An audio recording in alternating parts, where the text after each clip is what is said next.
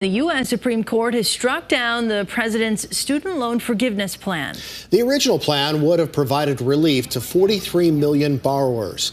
But with so many people directly impacted, today's ruling is getting some mixed reviews. KELOLAND's Julia Lynn caught up with a student and a former student to get their thoughts on the High Court's decision. Some South Dakotans, including college sophomore Madison Vetter, are glad the Supreme Court ruled against Biden's plan.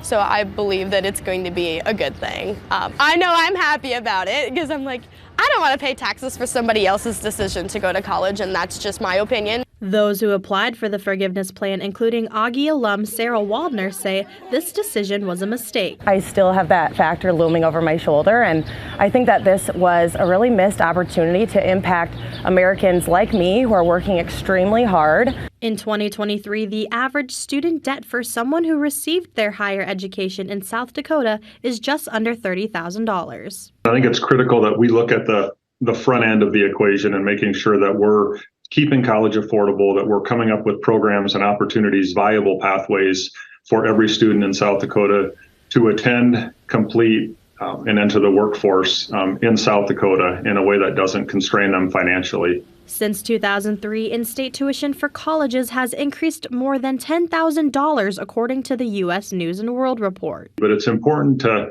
make sure that when students enter the door, they know what they're signing up for, they know what the financial commitments are, and they know what the expectations are going to be on the back end. In Sioux Falls, Julia Lynn, KELOLAND News.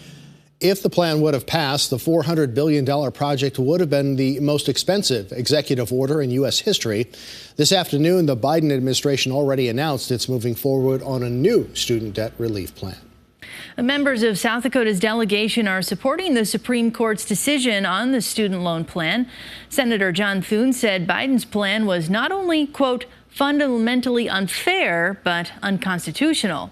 Representative Dusty Johnson said if Biden's plan went into effect, it would have been, quote, insulting to the millions of Americans who have paid back every penny they borrowed, end quote.